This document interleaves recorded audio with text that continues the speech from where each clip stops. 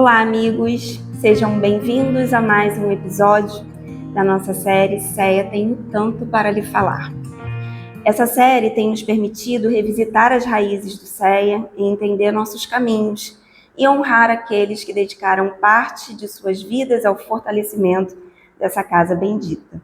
Cada conversa tem sido uma oportunidade preciosa de aprendizado e gratidão. Hoje, recebo alguém cuja responsabilidade, coragem e fé têm guiado Ceia em tempos de desafios e renovação. Nosso presidente Juarez Perecê. Observador e dono de uma memória impressionante, sua trajetória traz reflexões profundas sobre liderança, compromisso espiritual e amor ao serviço. Juarez, seja muito bem-vindo, é uma alegria enorme ter você aqui. Muito obrigado, é um prazer. Bom, então vamos começar com as nossas perguntas, e a primeira pergunta é a de sempre, porque a gente quer saber como que você chegou nessa casa, de que forma que você conheceu, se você foi trazido por alguém. Conta um pouquinho de como estava a sua vida naquela época e como que você chegou até aqui. Bom, era o ano de 1982, eu estava terminando a faculdade e minha mãe sempre gostou de trabalhos filantrópicos, né? Passou a trabalhar como voluntária num orfanato lá em Caxias. E nesse orfanato encontrou algumas pessoas que também frequentavam aqui a Unidade de Amor. E aí ela se interessou, começou a vir, me deu um livro dos Espíritos no final do ano, né? Eu estava terminando a faculdade e aí eu li o livro, achei muito interessante, mas tudo assim, como eu pensava, né? Não foi uma novidade, não tinha nenhuma novidade ali. Eu me interessei pelo assunto, mas naquele momento estava terminando a faculdade, ia começar a trabalhar, tinha uma proposta de emprego para longe, eu fui para lá, não deu certo. Quando eu voltei para o Rio de Janeiro, chegou um momento, ela falou, vamos lá no centro, conhecer, você não conhece? Aí vim para cá em junho de 1983. Cheguei aqui, era uma casa muito pequenininha, né? O pessoal tem falado, né? Pouquíssimas pessoas aqui atrás, não tinha estudo, né? Então eu passei a frequentar a educação mediúnica, que era onde tinha estudo, não tinha nenhum sintoma mediúnico, eu até hoje não demonstrei nada disso, né? E vim pelo estudo. Aí fiquei ali algum tempo e foi a minha entrada aqui na casa. Sua família não era espírita? Você não? Eu nunca tinha ouvido falar de doutrina espírita, né? Nem sabia que existia.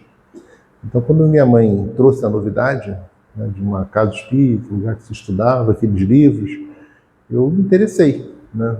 Mas, assim, não era uma coisa que eu conhecia, que a família conhecia. Minha família era católica, de origem católica. Minha mãe frequentava a igreja, mas nós, os outros, eu, meu irmão, meu pai, não. E aí foi assim, meio surpresa, porque eu não entendia nem como religião, entendi como lugar de estudo e eu comecei a frequentar com esse intuito de aprender mais, conhecer mais, de tentar me aprofundar naqueles assuntos que pareciam muito interessantes, que revelavam um mundo diferente e muito lógico.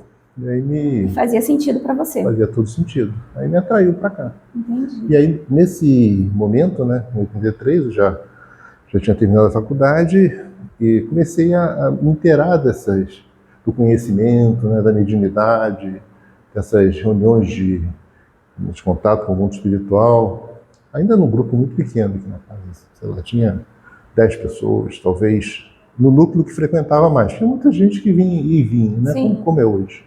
Mas assim, que frequentava mais, muito pouca gente, né? E aí fui me inteirando dos trabalhos. E o Unidade de Amor, ele foi crescendo a partir dali, né? Teve uma chegada de muita gente. Enfim, a gente vai falar sobre isso mais à frente. Quando você entrou na casa, você recorda da sensação que você teve ou da impressão que você teve? Eu gostei muito porque, como eu sempre digo, eu fui enganado, né? Porque era pequeno. Eu cheguei aqui, era uma casa pequena, pouca gente, muito receptiva, né, muito amistosa. Então você conhecia todo mundo, então foi muito fácil a minha chegada, né, a minha interação com as pessoas. Se fosse uma casa grande assim, talvez eu não tivesse entrado ou ficado, né? Mas ali eu fui enganado, né? Faz parte do plano espiritual, né? Eles me trouxeram para cá quando a Unidade de Amor era muito pequena. Então, contato com o presidente, o Humberto, né? e com os outros que frequentavam, foi muito estreito e muito rápido. Então, com isso, eu acabei me integrando às atividades muito rapidamente. E como tinha muito pouca gente no centro, me foi atribuído logo muitas tarefas, né? Muita coisa que ia acontecendo, fui chamado para fazer. E aí você vai... Acho que a gente usa muito isso no Unidade de Amor, né? Quando você dá trabalho à pessoa, ela se aproxima mais da casa. Ela se encanta mais com a casa, ela participa de maneira muito mais ativa quando ela também tem uma tarefa. E eu tive essa oportunidade, né? Eu dei essa, entre aspas, sorte, né? Eu cheguei no Unidade de Amor pequeno que foi crescendo. Então, muitas tarefas eu pude desempenhar desde o início e fazer com que elas seguissem um determinado rumo que eu acreditava que fosse interessante, né? Importante. E a sintonia com o Humberto também foi muito grande, né?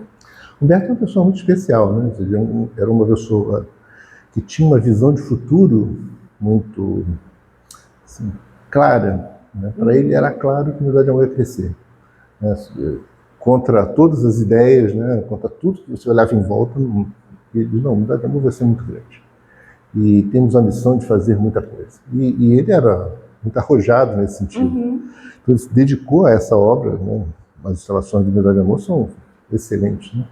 E tem outra característica dele que não é poucos trazem, né?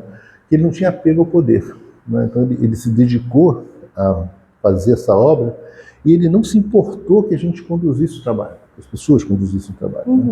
Né? Eu fizesse algumas coisas, assumisse determinadas tarefas, ele era o primeiro a apoiar. Então isso é muito desprendimento. Nem todo mundo tem esse desprendimento. Ele teve uma conjunção de dois fatores nele, a visão de futuro com muita vontade e o desapego ao poder. Isso fez com que a Unidade de Amor crescesse. Né? Então, essas características dele permitiram que a Unidade de Amor crescesse. Criar o espaço físico é fundamental e fazer com que as pessoas tivessem liberdade para criar, desenvolver o trabalho, e ele até ficasse meio que para trás em aparência, né? Isso de almas nobres, né? Um alma que não está preocupado em ser o destaque, ele não quis ser o destaque. Ele entendeu desde o início, como eu tento entender, que a Unidade de Amor é maior do que a gente. Né? Então, se a gente pensar que a Unidade de Amor tem o nosso tamanho, ele vai ficar pequenininho. Né? Então, ele tem que ser maior que a gente. E ele entendeu isso. E eu tento entender também. Ele entendeu e ele não foi esquecido. Não. Porque ele aparece em todas as entrevistas, né? E ele é lembrado pelas pessoas de várias formas, né? Então, esse distanciamento desse poder fez com que ele se tornasse cada vez mais forte no coração das pessoas. Né? Sim. Essa grandeza dele sempre marcou, né, as escolhas, as atividades, a disponibilidade dele para ajudar as pessoas. Isso ele sempre teve presente. Né? Então, isso tudo foi criando laços afetivos muito fortes. O grande desafio da Unidade de Amor, um dos grandes desafios no início, me atrair atenção, era fazer com que a casa crescesse, mas permanecesse amistosa como eu encontrei aqui. Então, é um esforço que a gente faz, de tentar fazer com que ela seja amistosa. É uma casa de portas abertas, né? A diretoria tem porta aberta, tudo tem porta aberta. Qualquer pessoa pode entrar. Um filho de uma família assistida entra na sala do mesmo modo como o dirigente de uma reunião. É a mesma coisa. Então, criar esses laços, essa amizade, fazer com que isso permanecesse numa casa crescendo, foi um dos grandes desafios. Tivemos outros, né? Mas esse foi um dos grandes desafios e eu acho que a gente está fazendo um bom trabalho. Sim. Tem muito a se melhorar, obviamente. Mas Humildade e Amor, pelo olhar de várias pessoas que estiveram aqui, ele tem um acolhimento, né? Sim. É justamente isso que as pessoas falam do começo e continuam falando de hoje, né? Isso é importante. E aí, a gente falando de estudo, Juarez, a gente sabe que você entrou aqui na casa, você mesmo falou que não tinha o estudo, foi para educação mediúnica para participar de algum estudo. A gente tem alguns relatos de pessoas que entraram e já foram trabalhando, que não tinha esse vínculo, né, com o estudo. E hoje a gente sabe que na casa, se você tem um tempinho, é para o estudo. Tem 2, aí você trabalha, né? Mas como é que foi para você, primeiro, essa relação com o estudo? Você cada vez mais foi conhecendo a doutrina, mas, pelo que me parece, ela já estava aí dentro, né, guardada, e foi despertando através do estudo. Como que foi essa transformação sua através do estudo e essa percepção de trazer o estudo como uma prioridade para casa? Como é que foi a história, né? Quando eu cheguei, te falei, não tinha estudo. Ele começa no Lugar de Amor em 1984, no ano seguinte.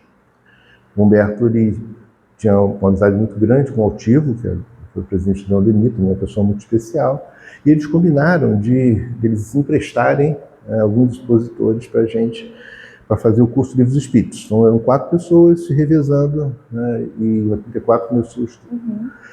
Em 85 eu participo, em 84 eu não participei, em 85 eu começo a participar, e em 86 eu passo a coordenar um livro. Esse movimento fez com que gradativamente a gente fosse se tornando independente, né? O estudo foi sendo independente do Leon Denis. Embora o Altivo, enquanto teve saúde, ele sempre vinha, eu ia lá buscar com a Maísa, buscar para ele fazer a abertura do estudo. E o Unidade de Amor foi ficando independente nesse sentido, né? Tendo seus próprios expositores e crescendo o trabalho. Só que tinham 2 Unidades de Amor, né, nesse processo, né? Tinha as pessoas que faziam alguns trabalhos, tinha as pessoas que estudavam, e isso foi criando um paralelo na casa, né? E isso eu achava que era outro ponto importante, eu achava que não era bom. Uma casa pequenininha não vejo muito problema, mas uma casa que crescia muito rapidamente, isso era um grande problema. E aí, em 1995, a gente fez 2 coisas aqui na casa, né? A gente criou um trabalho, né, de reengenharia, a gente montou um trabalho de reengenharia das atividades da casa. Dessa reengenharia, acabou aquela ideia de primeiro secretário, segundo secretário, primeiro tesoureiro, segundo tesoureiro, que é o padrão, né, de um clube, não de uma casa espírita, necessariamente. E a gente criou aqui um conjunto de atividades que compunham agora uma nova diretoria, né, uma parte doutrinária, uma parte de relações internas, uma nova diretoria. E nesse momento também, aproveitando essa onda de reconstrução, de reengenharia da casa, a gente aprovou em diretoria o seguinte: olha, toda pessoa que for estudar na casa vai ter o direito de trabalhar quando estiver disponível. Os que estão trabalhando e não querem estudar, vão continuar. Mas ninguém começa a trabalhar sem estudar. Então o estudo vai te dar o direito, né? O estudo é uma oportunidade para você se engajar cada vez mais nas atividades da casa. A partir de 1991, a gente começou a fazer os cursos de formação de trabalhadores, né? Então ali já foi um divisor, né? Porque quem ia fazer o curso de trabalhador eram as pessoas que estavam no estudo. Isso foi criando esse caldo cultural, né, no Unidade de Amor. E as pessoas foram se engajando. Aos poucos, todo mundo foi entrando no estudo, né, vendo que aquilo não era tão terrível, né? Sempre tem uns resistentes, né? Hoje não tem, né? Passaram-se tantos anos, né? Mas essa construção aconteceu junto com essa reengenharia da casa.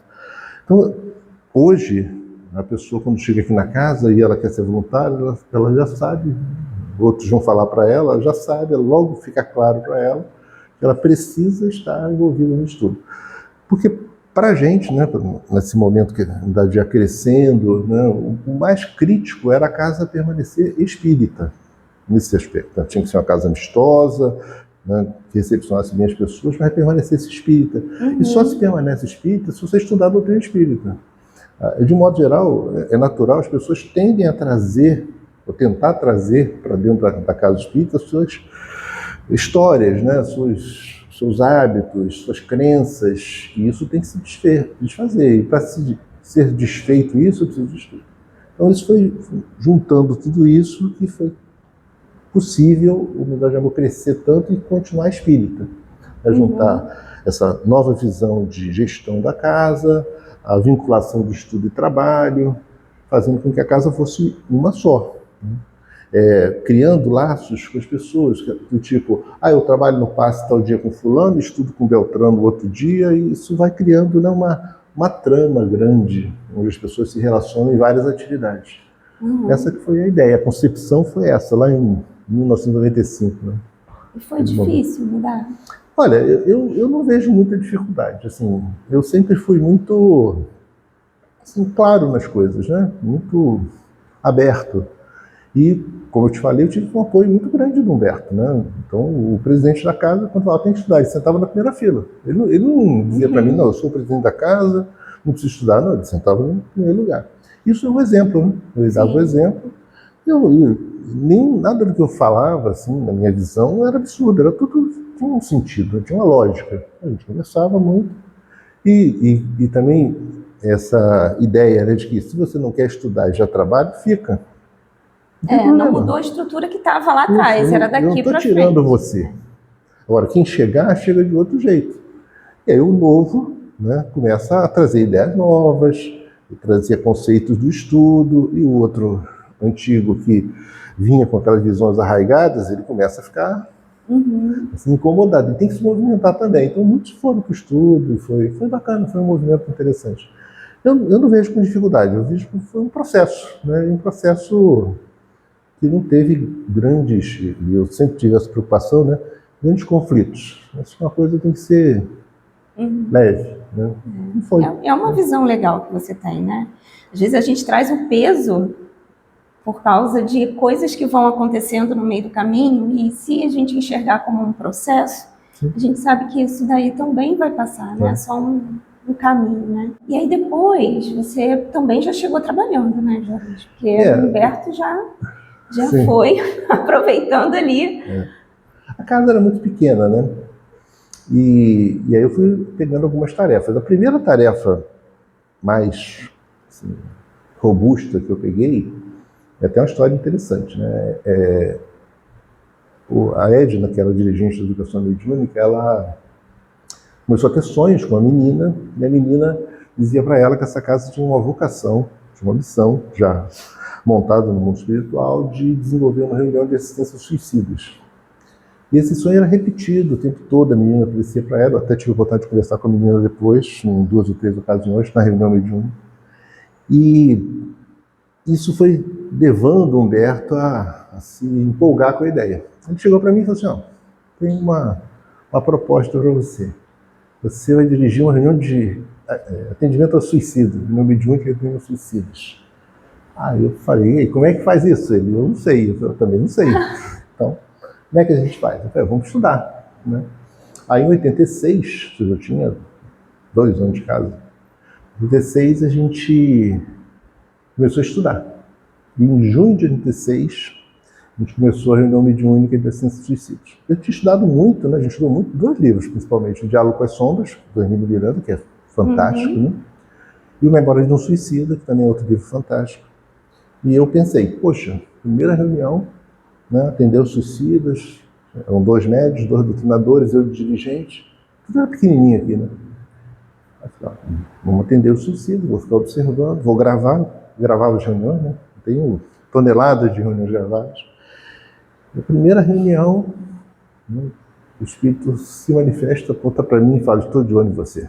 Nossa, eu falei, eu não vim para isso aqui, eu vim para atender o sofredor. Mas eu aprendi ali que, na verdade, sempre que estiver cuidando da dor, aqueles que se alimentam da dor vão estar envolvidos já.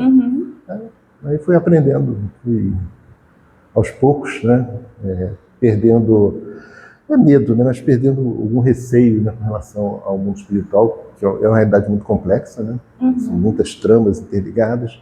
Você vai se acostumando, né, com aquilo tudo, e esses anos todos é uma reunião que a gente mantém até hoje. Então, é a única que eu fiquei, né? Porque eu participei de tudo aqui, né?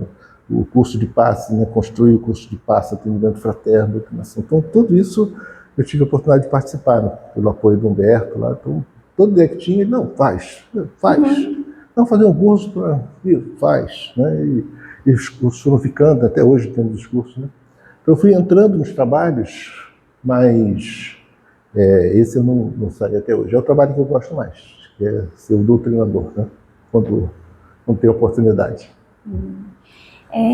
O que tanto o estudo quanto os trabalhos que você participou na casa, qual foi a transformação, né? Que eu pelo menos olho para o Juarez, eu já vejo o Juarez assim desde sempre.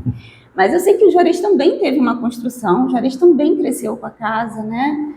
Aprendeu, foi conhecendo mais a doutrina e os detalhes aqui na casa, né? E qual foi a transformação que te trouxe, né? O estudo, os trabalhos, assumir algumas frentes, né? E, o que me parece, você foi entrando em algumas frentes, criando os cursos, mas também saindo. Você não foi ficando, você foi desbravando, auxiliando, né, e deixando seguir.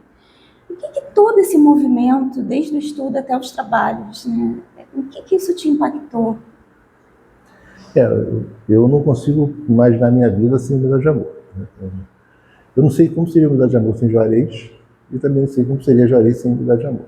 Né? Mas a minha vida, de 23 anos para cá, tem sido intrinsecamente ligada à casa. Né? Aqui eu encontrei a Maísa, que nós nos casamos, aqui nós tivemos nossos 3 filhos, né? Thalita, Juliana e Pedro, eles cresceram aqui, eles, né, trabalharam como voluntários aqui, eles seguem a vida deles à luz dessa doutrina também.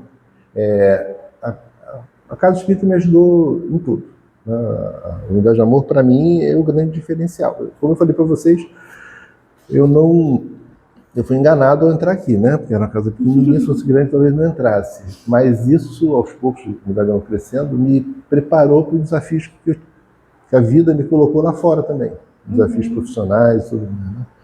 Aqui eu comecei a falar para 3 pessoas, 10, 50, 100, 200, e nem percebi. E aí quando lá fora eu fui instado a falar para 200, 300, foi fácil demais. Né? Então, eu não sou um cara de ficar lá na frente, né? Todo mundo sabe, eu gosto de ficar no canto, só fico na frente porque eu sou obrigado. Fiquei obrigado aqui, no Unidade de Amor, e fiquei obrigado no trabalho lá fora. Acabou tendo um destaque que, se não fosse Unidade de Amor, não aconteceria. Então, a Unidade de Amor, ele me transformou numa pessoa mais social, né? Uma pessoa que lida melhor com os outros, né? Me abriu horizontes, me deu uma capacidade, me fez, né, desenvolver capacidades que eu acho que não desenvolveria nessa encarnação se não fosse aqui. Porque a Unidade de Amor fez isso lentamente, ele fez gradativamente, ele foi me transformando nessa pessoa mais tranquila, né, que lida com dificuldades, com desafios, com tranquilidade, entendendo que tudo vai se resolver, que faz parte do processo, determinada dificuldade. Né? Então foi me ajudando nesse sentido. Então, ele fez toda a diferença na minha vida. Então, não seria eu o que sou hoje se não fosse Unidade de Amor. Eu acho que Unidade de Amor não seria também o que é hoje, seria bem diferente, né? Sim. Podia até ser melhor, mas não seria igual. Diferente. Seria diferente. Dentre todos esses anos que você está aqui, tem alguma história ou algum fato marcante, alguma coisa que você gostaria de trazer para deixar registrado aqui? Tem muita história. Né? Eu sei, tem um monte, é até difícil de escolher uma. Tem história demais, né? Muita coisa aconteceu aqui na casa. Talvez, né, essa história, né, de encontrar aqui na casa pessoas com grandes dificuldades, né? Chegando aqui com grandes dificuldades. Talvez esse dia a dia, né, com essas pessoas, sem citar nomes, né? Chegando aqui, se arrastando, em condições miseráveis, moralmente, espiritualmente. E eu acompanhar essa evolução delas, o desenvolvimento delas, talvez sejam as histórias mais marcantes daqui para mim, porque me fizeram perceber que a Casa Espírita, ela tem essa grande virtude, né? Ela acredita na pessoa até quando nem a pessoa acredita mais nela. Então, são histórias de todo dia.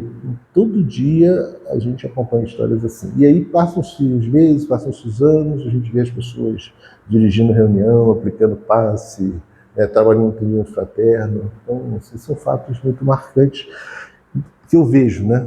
Assim, acontecerem, pessoas vivendo coisas assim, né? Então, são histórias muito bacanas.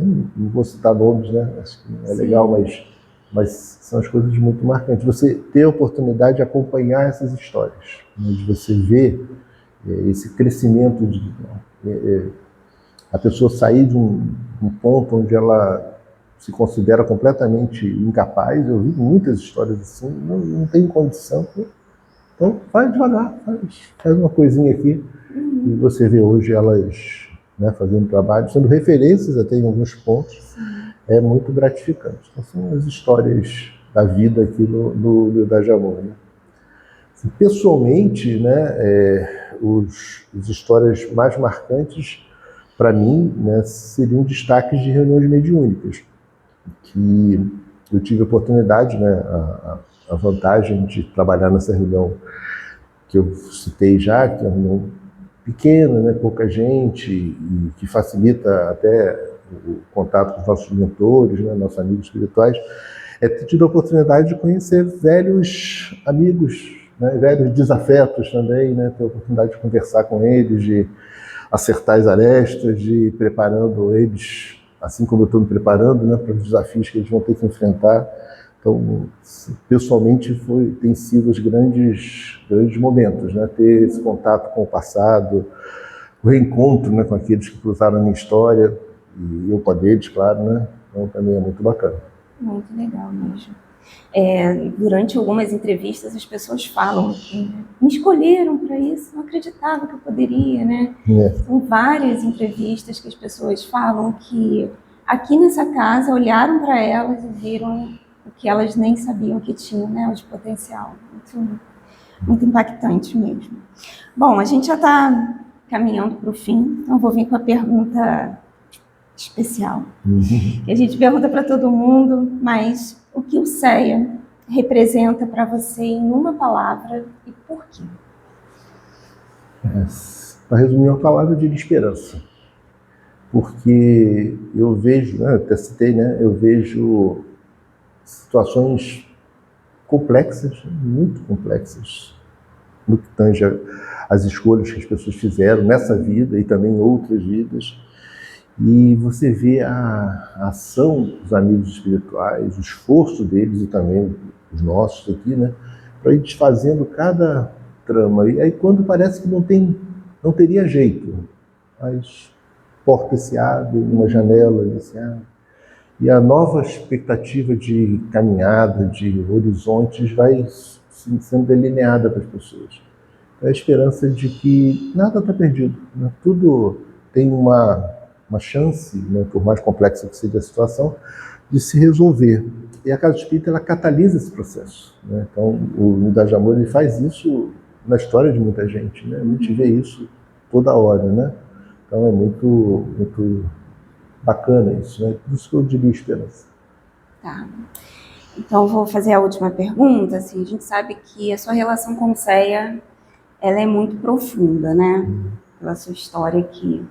Se o CEA pudesse se materializar na sua frente, uma forma aí de uma pessoa, e você pudesse falar algo para ele, o que você falaria?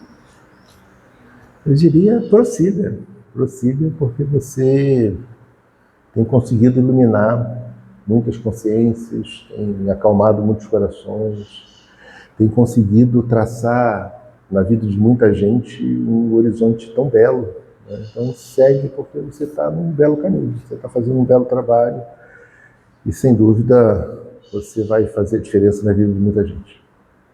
Legal. Terminamos, Juarez.